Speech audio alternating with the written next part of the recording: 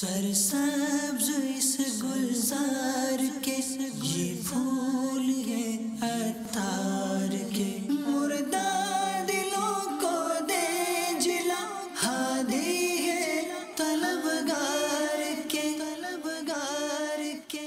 الحمدللہ رب العالمین والصلاة والسلام علی سید المرسلین، اما بعد فاعوذ باللہ من الشیطان الرجیم، بسم اللہ الرحمن الرحیم، الصلاة والسلام علیک یا رسول اللہ وعلی آلک واصحابک یا حبیب اللہ، الصلاة والسلام علیک یا نبی اللہ وعلی آلک واصحابک یا نور اللہ۔ رسالہ ضیاء درود السلام پیج نمبر 6، فرمان مصطفیٰ صلی اللہ تعالی علیہ وآلہ وسلم، جس نے یہ کہا اللہم صلی علی محمد وانزلہ المقعد المقرب عندک یوم القیامہ، اس کے لیے میری شفاعت واجب ہو گئی۔ صلو علی الحبیب صلی اللہ تعالی علی محمد۔ سوال یہ ہے کہ ایک مرید کو یہ کیسے معلوم ہو کہ اس کا پیر اس سے پیار کرتا ہے یا اس کا پیر اس سے خوش ہے اور راضی ہے؟ تو آپ کے دل میں کتنی محبت ہے اپنے پیر کی، یہی اس کی کسوٹی ہے۔ اللہ اکبر۔ اس طرح کی معلومات کے لیے مکتبۃ المدینہ کی کتاب آداب مرشد کامل پڑھ لی جائے۔ ناف کا مرض ہوتا ہے کہ عام طور پہ اکثر کی اتر جاتی ہے، اکثر کی نہیں، مطلب ایسا کسی اتر جی ایسا ہوتا رہتا ہے عمومی طور پر، تو ڈاکٹروں سے علاج وغیرہ کرواتے رہتے ہیں لیکن خاص کوئی فائدہ نہیں ہوتا۔ تو ایسا دیکھا گیا ہے کہ دم کیا ہوا چھلا وغیرہ پڑھ کر دیا جاتا ہے۔ اب وہ شریعت نے جو وزن وغیرہ کہا ہے، اس کا جو انداز بتایا ویسا نہیں ہوتا، اور عام طور پر یہ تانبے کا بھی ہوتا ہے۔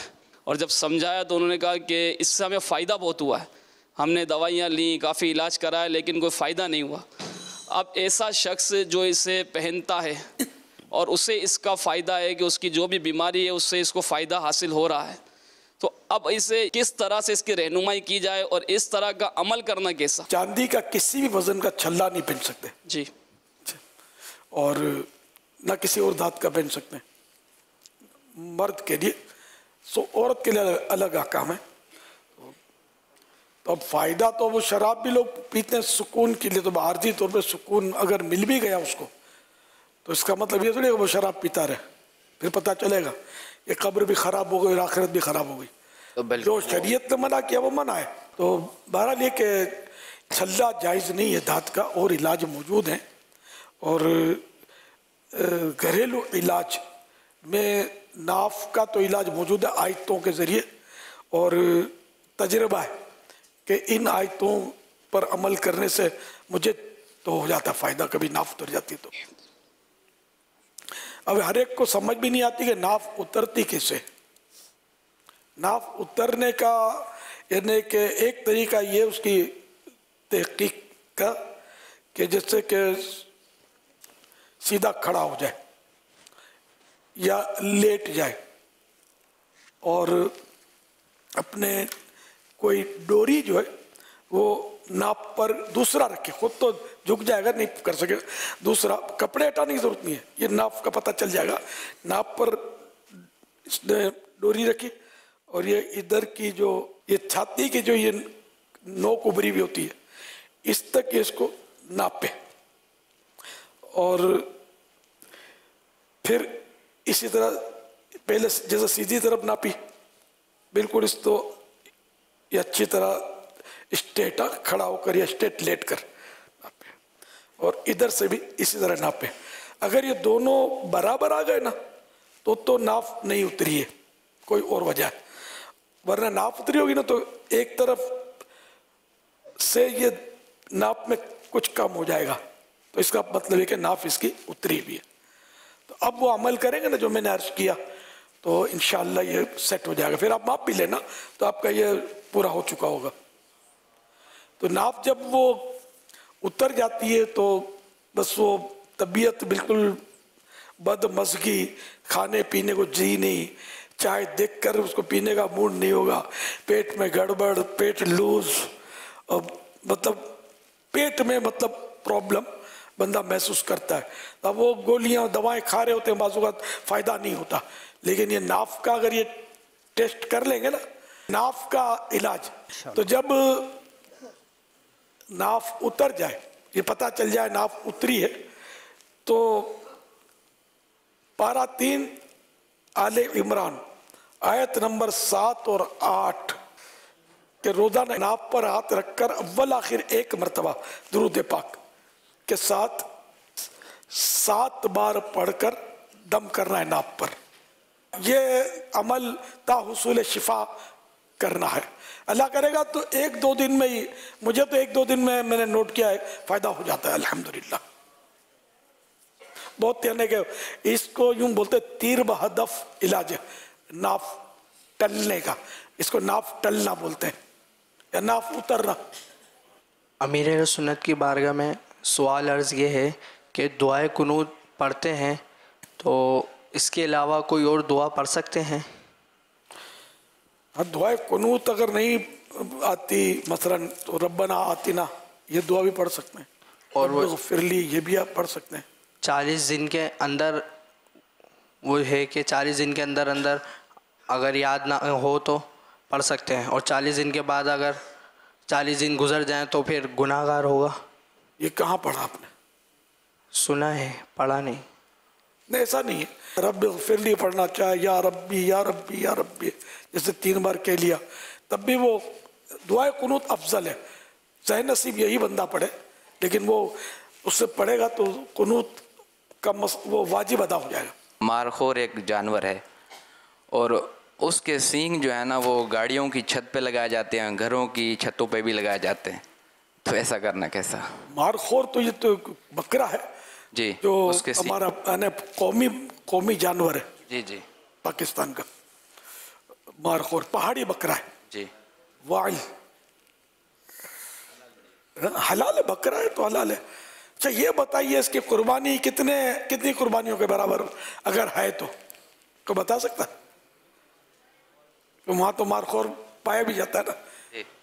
اور کون ہے؟ بکرا ہے, باقاعدہ بکرا سنگ والا, مگر وہ ہے پہاڑی بکرا, جنگلی بکرا. بس یہ 2-3 کو پتا ہے. جو 7 قربانیوں کے برابر اس کی قربانی ہے, اس کے لیے کتنے ہاتھ اٹھاتے ہیں؟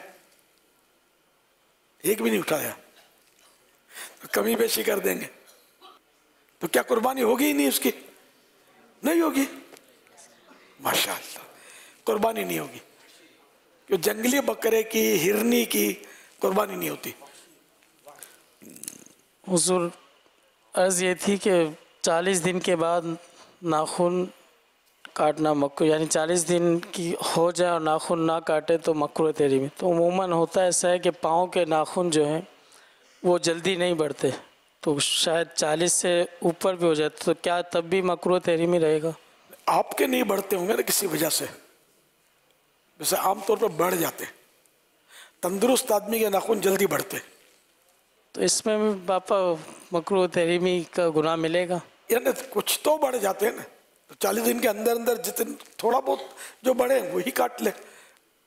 زیادہ لمبے ہونا تو شرط نہیں ہے, کٹ جائیں تو کٹ تو 40 دن میں اتنے تو بڑھ جاتے ہوں گے, کٹ جائیں.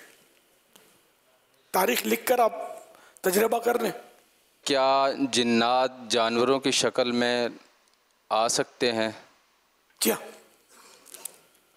تو کیا کوئی مخصوص جانور ہوتے ہیں یا کسی بھی جانور کی شکل میں آ سکتے ہیں؟ اللہ بتائیں, کتے کی شکل میں آ سکتے ہیں, چھپکلی کی شکل میں آ سکتے ہیں, سانپ کی شکل میں, مختلف شکلوں میں. یہ اب کن کی شکلوں میں آ سکتے ہیں یا ان کی اقسام ہے نا, تو ان میں ہو سکتا ہے کہ بعض اقسام اتنی پاورفل ہوتی ہوں گی جو مختلف جانوروں کی شکلوں میں آ جاتی ہوں گی, بعض کمزور ہوتے ہوں گے جو کچھ بھی نہیں کر پاتے ہوں گے. بعض جو ہے وہ صرف مخصوص جانور ہی کی شکلوں میں آتے ہیں. سر باپا, آج مدنی مذاکرہ میں خواتین کے بال بیچنے کے حوالے سے سوال ہوا تھا اور آپ نے کچھ رہنمائی فرمائی تھی, اور یہ بال بیچنے کا سلسلہ ہے ہمارے ملتان میں بھی. جو بعض شہر کے مضافاتی علاقے ہیں وہاں یہ سلسلہ ہے کہ لوگ ہفتے میں 15 دن میں چکر لگاتے ہیں اور بال خریدتے ہیں. پھر کیا کرتے ہیں اس کو؟ معلوم نہیں آگے کیا کرتے ہیں. جو عوامی ایک رائے جو ہے وہ یہ ہے کہ اس سے جو خواتین کے لیے وگیں جو ہوتی ہیں جو بال لگاتی ہیں اس میں بھی استعمال ہوتے ہیں. اور وغیرہ جو لمبی لمبی ہوتی ہے شاید جی جو مصنوعی بال بازاروں میں بنے بنائے ملتے ہیں اس میں شاید یہ استعمال ہوتے ہیں یا واللہ عالم اور کس کام میں استعمال ہوتے ہیں. یہ استعمال بھی جائز نہیں ہے اس کا. جی تو کچھ بال تو یہ اب یہ بھی جو بال ہیں یہ اضافی خواتین کے کنگھی سے جو نکلے یہ بھی اضافی بال ہیں. اور کچھ بال ہم خود اپنے جسم سے جدا کرتے ہیں تو ان کا پھر کیا حکم ہوگا؟ مردوں کا بال تو نہیں لیتے ہوں گے، عورتوں کے لیتے ہیں نا؟ جی عورتوں کے لیتے ہیں پاپا. تو جو عورتیں کاٹتی بھی ہیں تو ظاہر بال تو بال ہیں، چاہے وہ کاٹے یا خود نکلے. جی یہ دونوں صورتوں میں بیچنا خریدنا یہ ناجائز ہے. جزاک اللہ خیرا. الحمدللہ مدنی قافلوں میں سفر ہوتا رہتا ہے تو اس سفر ہی کے دوران نئے اسلامی بھائیوں سے ملاقات ہوتی رہتی ہے. وہ بھی نئے مطلب کہ پہلی بار مدنی قافلے میں شرکت کرتے ہیں. بعض اوقات ایسا ہوتا ہے کہ ان کی نیت بن جاتی ہے کہ داڑھی مبارک ایک مٹھی تک رکھنا یا امامہ شریف سجا لینا سر پر یا سنت پر عمل کرنا وہ اپنانا. تو مدنی قافلے کے بعد ان کی وہ جو رکت جو خشوع اور خضوع وہ کم ہو جاتا ہے. تو اسی استقامت پر کیسے قائم مطلب کہ کیسے قائم ہوتا جا سکے، استقامت کیسے حاصل کی جا سکے؟ دیکھو شروع میں تو جوش ہوتا ہے آدمی کو، یہ تھوڑا زیادہ ہی خشوع اور خضوع یا رقت و سوز محسوس کرتا ہے بندہ، پھر آہستہ آہستہ نارمل کنڈیشن میں آ جاتا ہے. تو بہرحال یہ کہ وہ عمل جاری رکھنا چاہیے. عمل خشوع خضوع کے لیے نہیں کرنا ہے، اللہ کی رضا. استقامت حاصل کرنے کے لیے بھی کچھ شرائط ہیں، اس کو طے کرنا پڑتا ہے. دعا کرتا رہے اللہ استقامت نصیب فرمائے. رب دینے والا ہے اور سب دینے والا ہے، جو چاہے وہ عطا کر دے. عرض یہ تھی کہ آپ کی بارگاہ میں کہ ہم مدنی قافلے میں ویسے بھی بیان وغیرہ کرتے ہیں تو اس میں کوئی واقعہ بیان کر کے جب اس میں سے مدنی پھول بیان کر رہے ہوتے ہیں تو ہم وہاں پر یہ کہتے ہیں کہ پیارے پیارے اسلام بھائیوں دیکھا آپ نے، تو آگے پھر اس کے مدنی پھول بیان کرتے ہیں.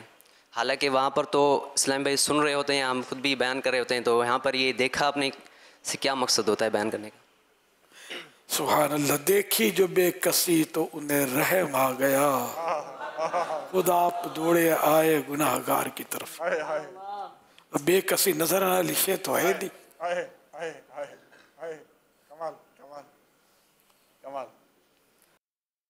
یہ حسن رضا خان صاحب کا شعر ہے.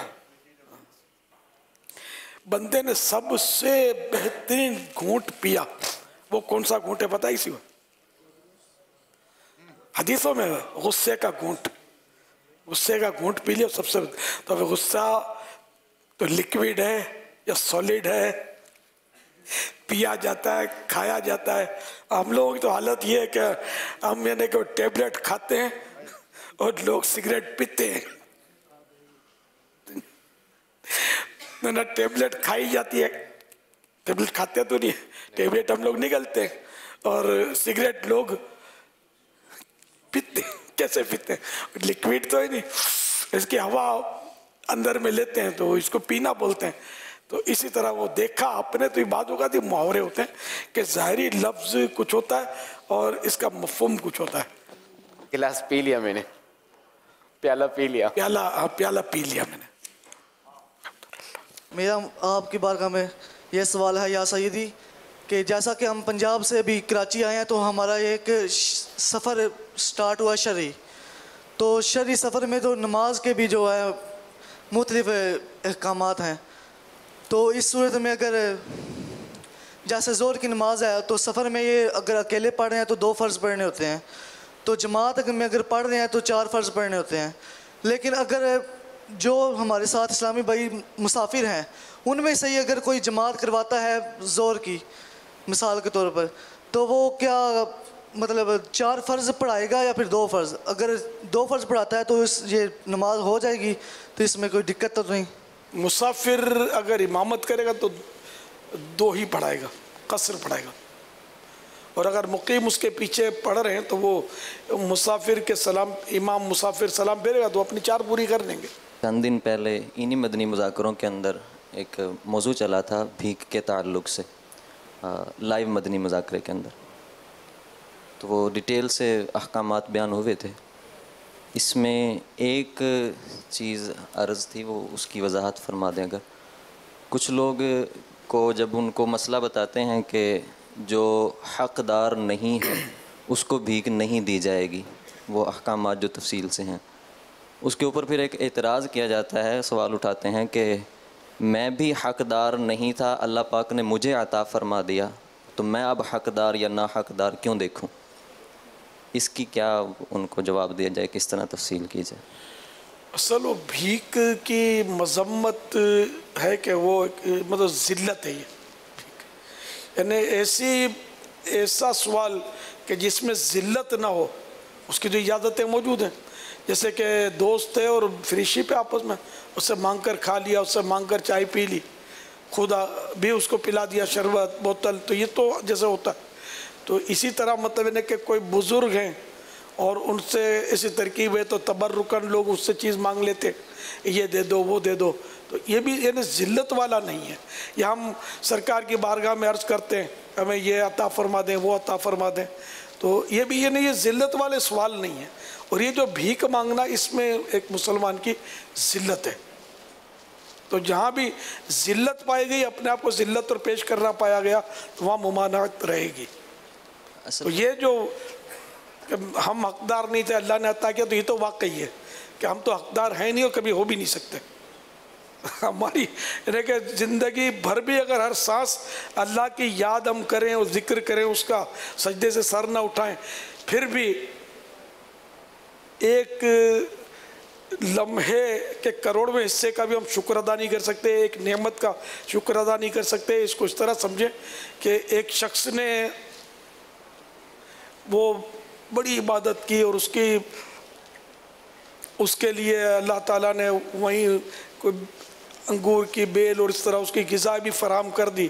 جب وہ قیامت کے دن حاضر ہوگا تو اللہ تعالیٰ فرشتوں سے فرمائے گا کہ میرے بندے کو میری رحمت سے میری جنت میں لے جاؤ، تو وہ عرض کرے گا یا اللہ میرا عمل اتنی عبادت کی ہے، تو اللہ پاک میزان قائم کر رہے حکم فرمائے گا کہ اس کو جو میں نے نعمتیں دی ان میں سے آنکھوں کی نعمت ایک پلڑے میں رکھو اور اس کی باقی عبادتیں ایک پلڑے میں۔ وہ اللہ کی نعمت جو آنکھیں ہیں نا، وہ وزندار ہوگا پلڑا، تو اللہ تعالیٰ پھر فرمائے گا کہ میرے عدل سے اس کو جہنم میں لے جاؤ۔ اب وہ عرض کرے گا یا اللہ نہیں تیری رحمت سے، تو پھر اللہ تعالیٰ اپنی رحمت سے اس کو جنت کا حکم دے گا۔ تو یوں اللہ تعالیٰ کی نعمتیں اتنی ہیں کہ ہم اس کو گن بھی نہیں سکتے اور نہ ان کا شکر ادا کر سکتے ہیں۔ تو اس میں کوئی دو رائے نہیں کہ ہم حقدار ہیں ہی نہیں، تو اللہ نے نوازا ہے، وہ اللہ سے نہیں لیں گے تو کس سے لیں گے یار؟ وہ تو جو اللہ کا انکار کرتا ہے اس کو بھی اللہ پاک نواز رہا ہے، وہ دے ہی رہا ہے نا۔ تو یہ جس نے بھی دلیل دی وہ ہے ہی نہیں درست دلیل لی ہے کہ وہ ہم حقدار نہیں، اس لیے ہم کو اللہ دے رہا ہے تو ہم بھی ناک جو ہیں ان کو دیں۔ تو اللہ تعالیٰ سے برابری نہیں کرنے تو کوئی بھی نہیں نکل سکتا کہ جو اللہ کرتا ہے وہ ہم کریں، معاذ اللہ۔ تو نادانی والی بات میرے حساب سے تو ہی ہے۔ امیر سنت کی بارگاہ میں عرض ہے کہ آپ کا جو تخلص ہے پیارا پیارا لفظ عطار، تو باپا اس عطار کے انتخاب کی کوئی اگر وجہ ہو کسی بزرگ کی نسبت سے یا کسی اور اگر نسبت کی وجہ سے آپ نے اس کا انتخاب فرمایا ہو، ارشاد فرما دیں۔ میں بہت پہلے عطر بیگ میں لے کر میں پھیری لگاتا تھا، بیچتا تھا، اور شاعری کا شوق مجھے دعوت اسلامی سے پہلے کا تھا، تو یوں اور یہ عطر کا بھی بیچنے کا بہت پہلے سے پرانا ہے، دعوت اسلامی سے پہلے کا ہے میرا۔ دعوت اسلامی کے دور میں بھی شروعات میں بیگ بھی رکھتا تھا، جا کے نیکی کی دعوت بھی دیتا تھا، اس طرح میں گزارا کرتا تھا اپنا۔ تو यूं इत्र वो अत्तार, फिर वो अपने शेख फरीदुद्दीन अत्तार रहमतुल्लाह ताला अलैह तज़किरतुल औलिया जिन्होंने लिखी, वो अत्तार, तो मैंने बहरहाल वो इत्र की निस्बत से अत्तार अपना वो तखल्लुस बनाया था। मोहम्मद मुज़म्मिल अत्तारी, रिहाइश मेरी कराची की है और बाय प्रोफेशन में इंजीनियर हूँ और अभी एक प्राइवेट कंपनी में जॉब कर रहा हूँ। तो सवाल मैंने आपकी बारगाह में अर्ज़ करना था कि एक दफ़ा यूँ समझ लें कि तवज्जो गई मेरी कि इमाम साहब फरमा रहे थे कि नमाजी हजरात जितने भी हैं अपने मोबाइल फ़ोन को बंद कर दें। तो अब उन्होंने ये इरशाद फरमाया अगर कोई उनकी पैरवी करते हुए मोबाइल फ़ोन बंद करता है तो क्या उसको सवाब मिलेगा, और अगर ऐसा नहीं करता तो क्या वो गुनाहगार है? और अक्सर औक़ात ये होता है कि हम मोबाइल फ़ोन बंद नहीं करते, उसको एरोप्लेन मोड पे लगा देते हैं, तो वो भी एक किस्म का मोबाइल बंद करना ही होता है।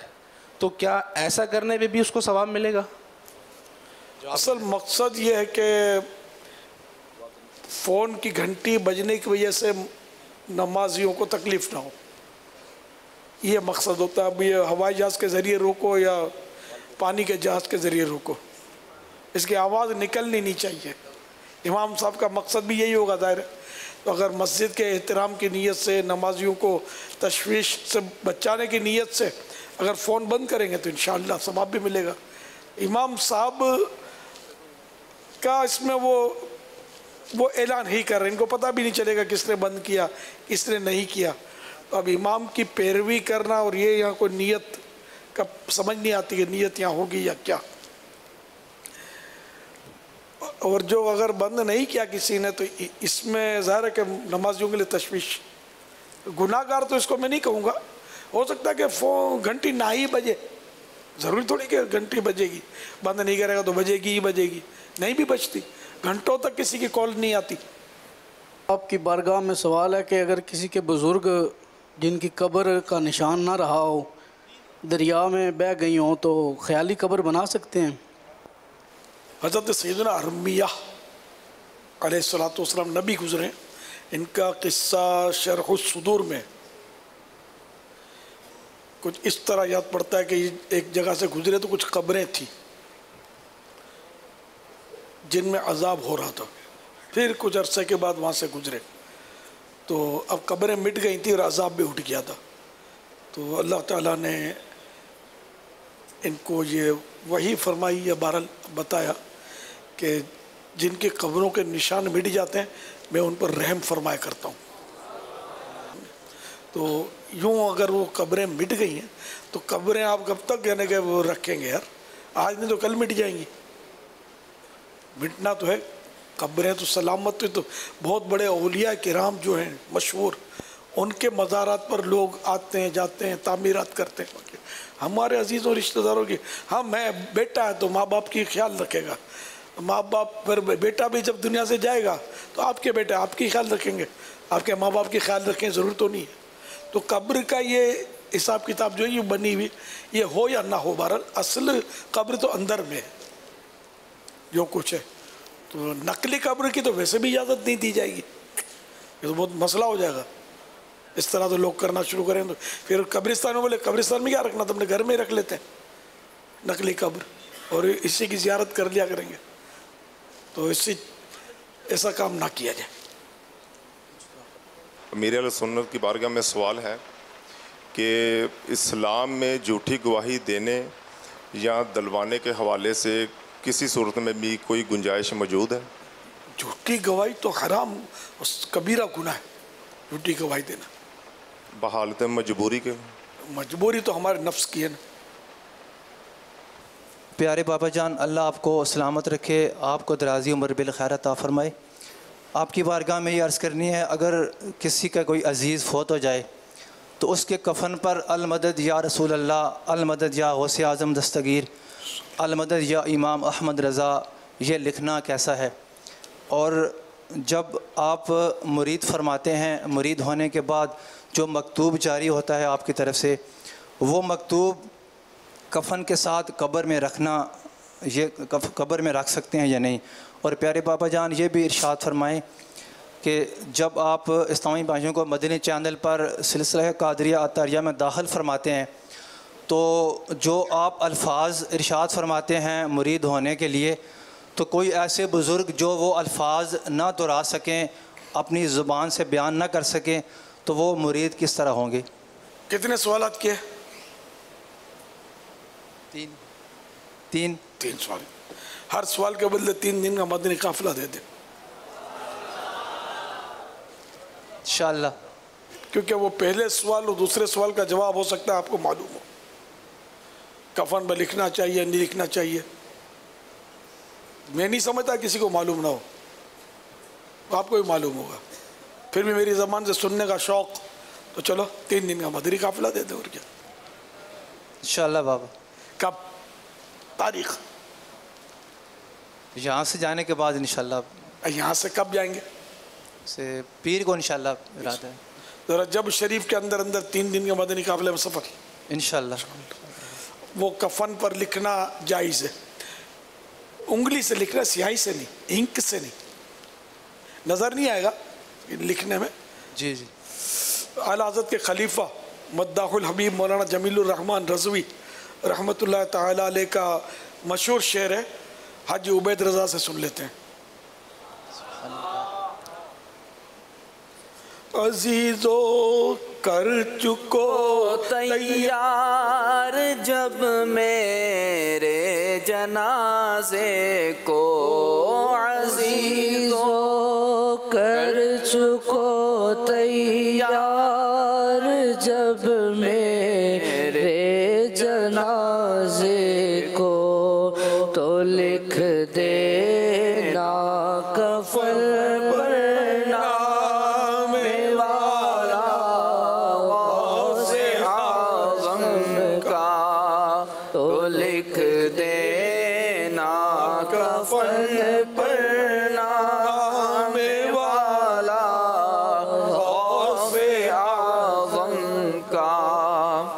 اور قبر میں وہ مقدس تحریر رکھنا، شجرات شریف وغیرہ، تو اس کا رکھنے کا طریقہ یہ کہ میت کے چہرے کے سامنے کی جو دیوار ہے اس میں وہ محراب بنا کر اس میں رکھ دیا جائے.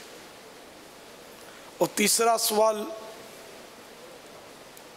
ابھی 3 دن کا آپ نے اعلان کیا ہے، اعلان میں 9 دن کا ہونا چاہیے. جی بابا انشاءاللہ ہر مہینے 3 دن سفر کروں گا انشاءاللہ. یعنی کہ اپنے طور پہ ہاں تو کہہ رہے ہیں کہ مرید بن رہا ہوں میں، یعنی الفاظ کو گونگے ہیں یہ. مطلب یہ کہ اردو وہ اچھا پلے ہی نہیں پڑتا. جی جی. اور چاہتے ہیں کہ مرید بن جاؤں. جی جی.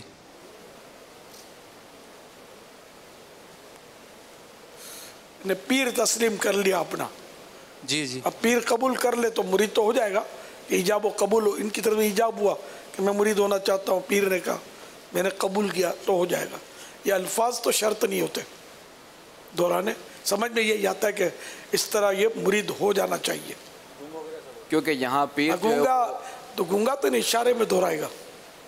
یہ بھی اب اس میں کوئی اس کے بارے میں کبھی پڑھا سنا نہیں ہے ایسا، یوں لگتا ہے کہ ہو جائے گا. اچھا یہاں یہ بھی ہے نا کہ پیر جو ہے وہ علی الاعلان جو ہے وہ ایجاب کر رہا ہے، اب جس کو چاہے وہ جو چاہے قبول کرے، مقید تو نہیں. کیا بظاہر سمجھ میں یہی آتا ہے کہ اس طرح ہو جائے گا. یہ حسن رضا قادری گجرات سے تعلق ہے، ادارہ فکر رضا کا بانی ہوں. سب سے پہلے آپ کو نماز جیسی فرد فرید کتاب فیضان نماز لکھنے پر مبارکباد.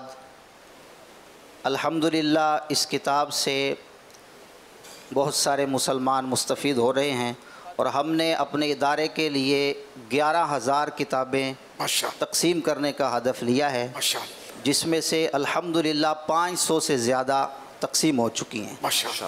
میں علماء اہل سنت تک، جامعات اور ائمہ مساجد تک الحمدللہ اس کتاب کو پہنچا رہا ہوں، اور مساجد کے اندر تقریب رونمائی اس کتاب کی کر کے سیمینارز کے ذریعے الحمدللہ گھر گھر اس کتاب کو پہنچانے کی کوشش جاری ہے.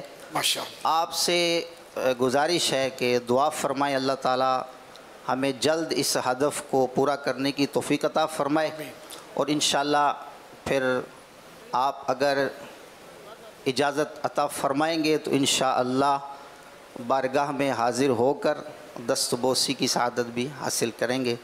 السلام علیکم ورحمۃ اللہ وبرکاتہ۔ ماشاءاللہ، وعلیکم السلام ورحمۃ اللہ وبرکاتہ۔ مرحبا، اللہ آپ کی کاوشیں قبول فرمائے، آمین۔ ماشاءاللہ۔ سرسبز اس گلزار کے یہ پھول ہیں